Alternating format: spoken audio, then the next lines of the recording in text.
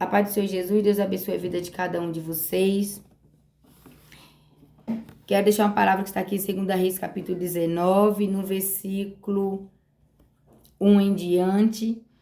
E antes eu peço gentilmente que vocês acionem o sininho, compartilhem a palavra de Deus, dê um joia, comentem, amém?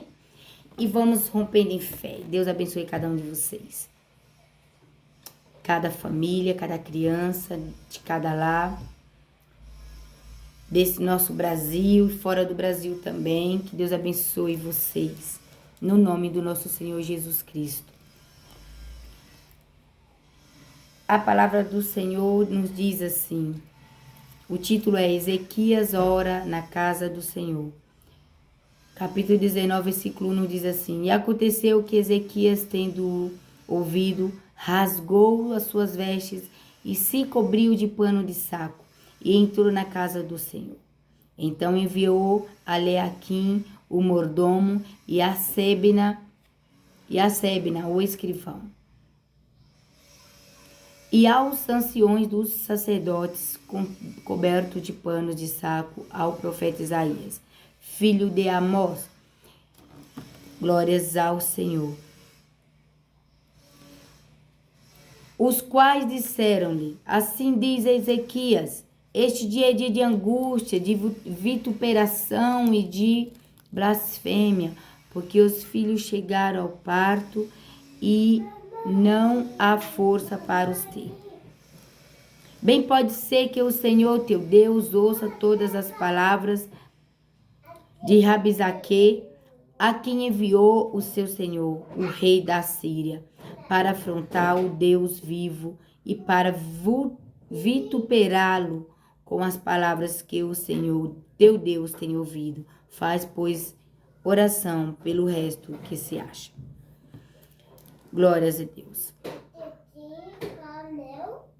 E o que acontece aqui é que Ezequias, quando ele começa a reinar lá, aqui no capítulo 18, Ezequias começa a reinar. Ezequias, ele faz uma limpeza em Israel. Ele restaura, né, Israel, tirando os ídolos, né, que está aqui em capítulo 18, aqui de 2 Reis, no versículo 3. E fez o que era reto aos olhos do Senhor, conforme tudo o que fizera Davi, seu pai. Este tirou os altos e quebrou as estátuas e deitou debaixo os bosques e fez em pedaços a serpente de metal que Moisés fizera. Porquanto até aquele dia os filhos de Israel lhe queimavam incenso e lhes chamavam Neutã. Glórias a Deus. Então, quando Ezequias começa a reinar, Ezequias faz isso, faz essa limpeza. Ele quebra todo, ele tira tudo, ele faz a limpeza, tira todos os ídolos, todos os deuses do meio do povo de Israel, de Deus. Lá no meio do povo de Israel. Ali da cidade de Judá. O que acontece é que ele não faz aliança com esse rei Senaqueribe, rei da Síria. Então esse rei da Síria primeiro ele invade Judá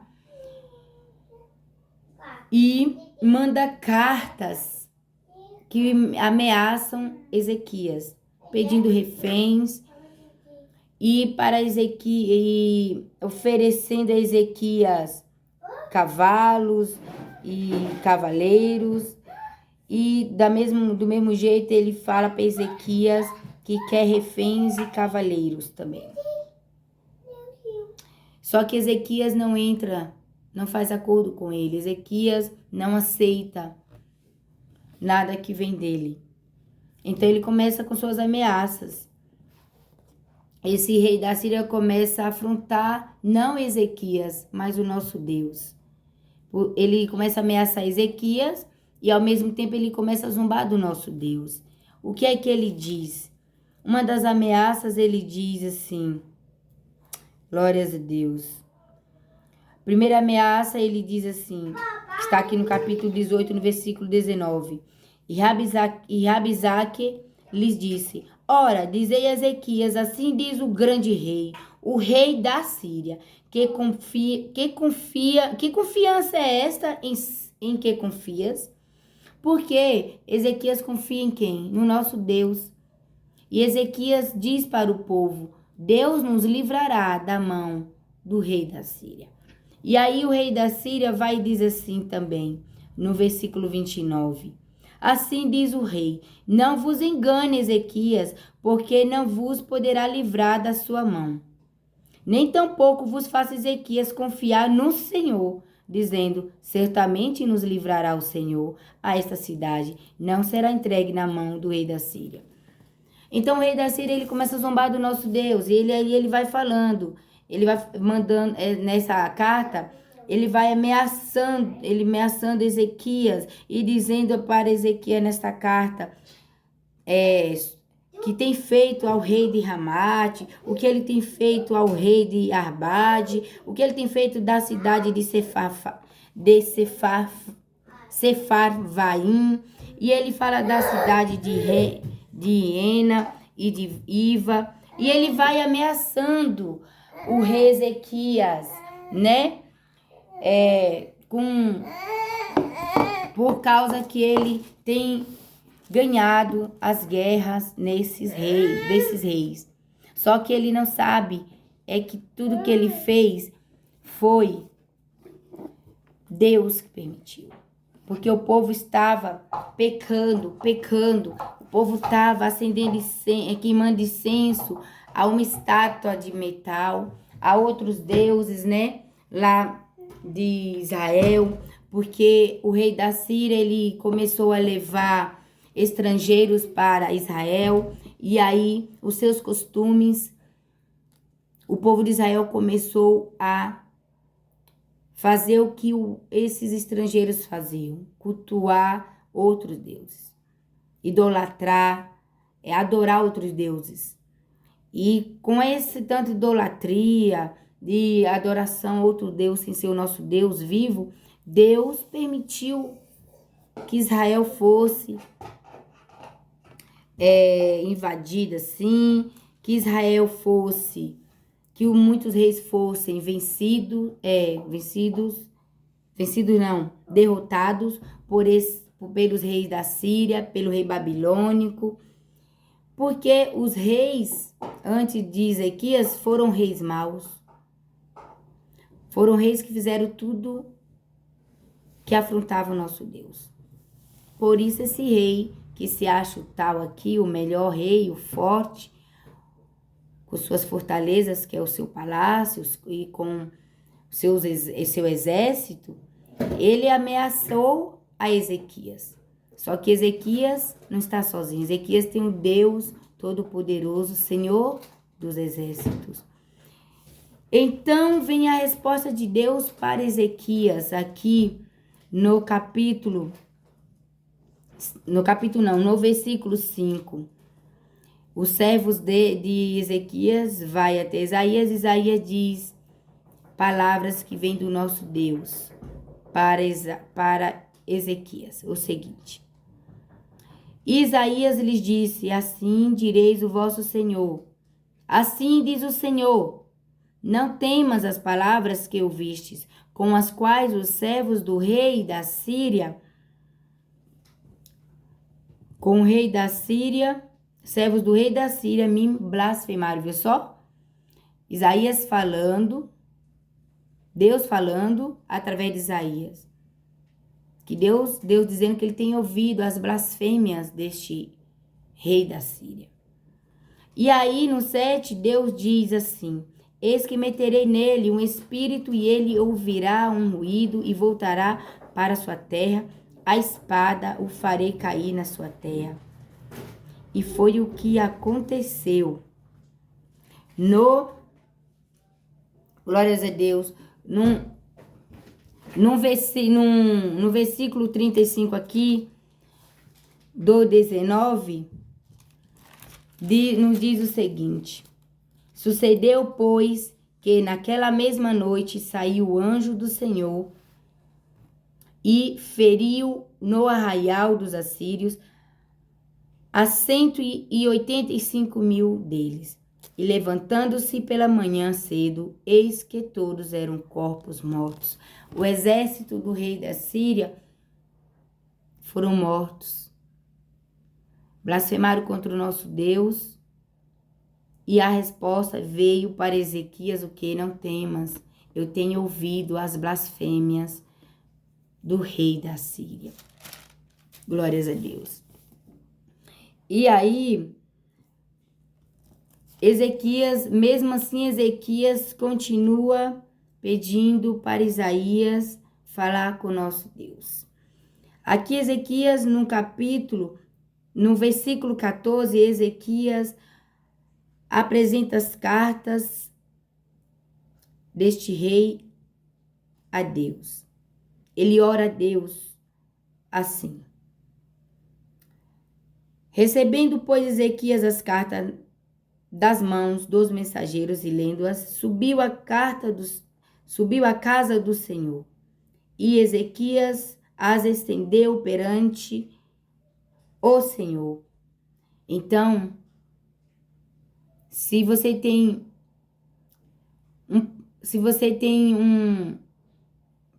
algo a apresentar a Deus, apresente o Senhor, confie no Senhor e você tenha certeza que Deus vai ao encontro de você.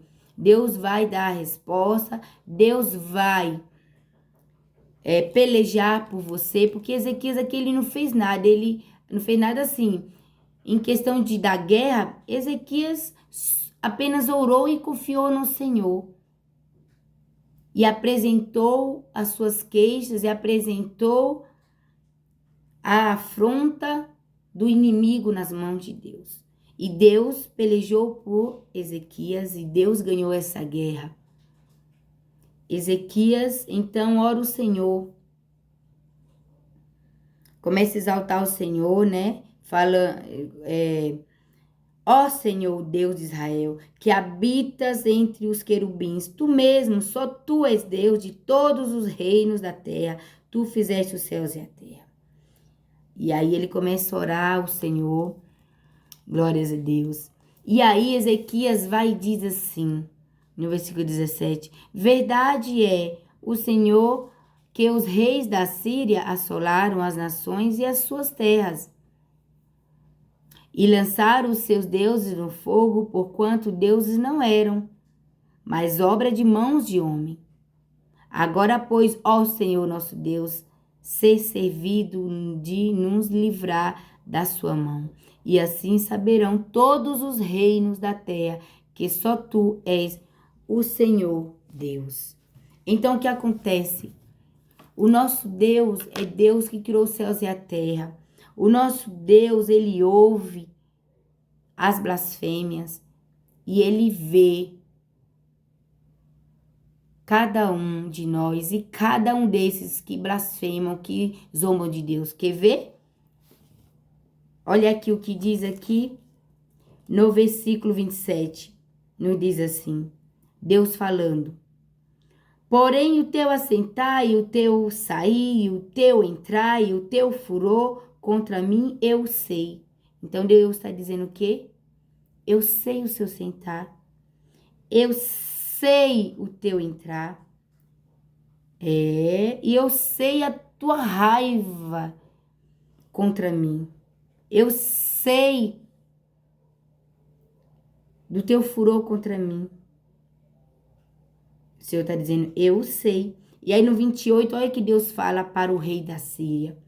Por causa do teu furor contra mim e por tua revolta, porque a tua revolta subiu aos meus ouvidos, portanto, porei o meu anzol no teu nariz e o meu freio nos teus lábios, e te farei voltar pelo caminho por onde viestes. E foi o que aconteceu lá no versículo 7, onde eu li. E aí o que aconteceu? O rei voltou para a cidade de Nínive, está aqui no versículo 36.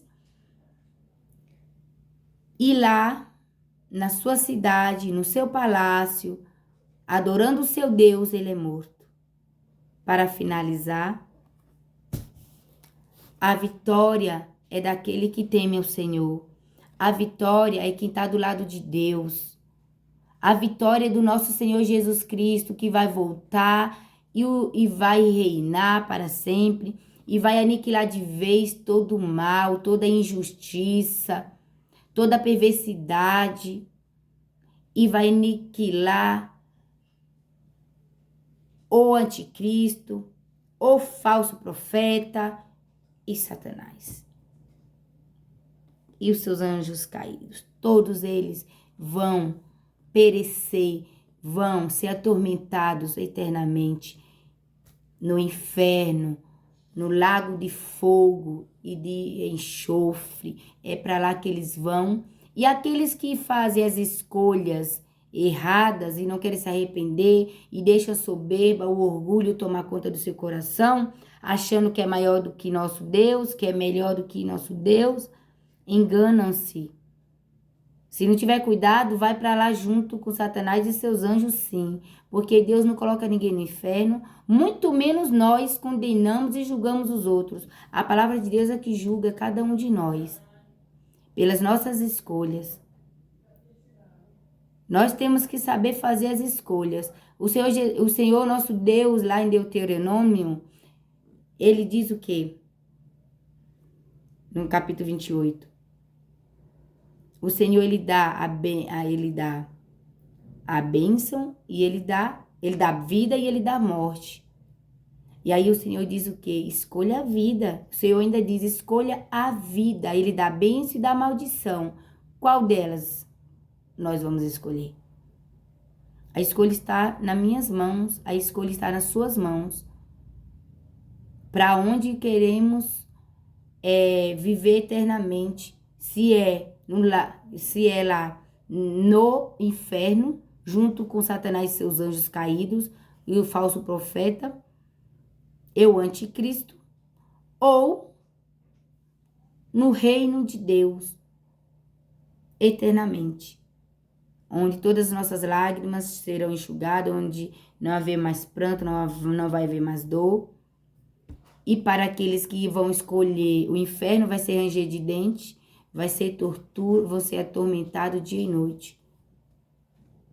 Por causa dos seus pecados. Por causa que não se arrependeram. Simplesmente por causa disso. A justiça de Deus vai ser feita conforme as obras de cada um. E aí, para finalizar, o que é que o Senhor disse aqui no 28? Colocarei freio em teus lábios e farei voltar pelo caminho por onde viestes. E foi isso que aconteceu. No 36 diz assim, então Senaqueribe, rei da Síria, partiu e voltou e ficou em Nínive. Porque quando ele volta para Nínive, para a capital da Síria, o seu exército está morto. Porque assim o que Deus falou na boca do profeta Isaías aconteceu. Lá no versículo 7.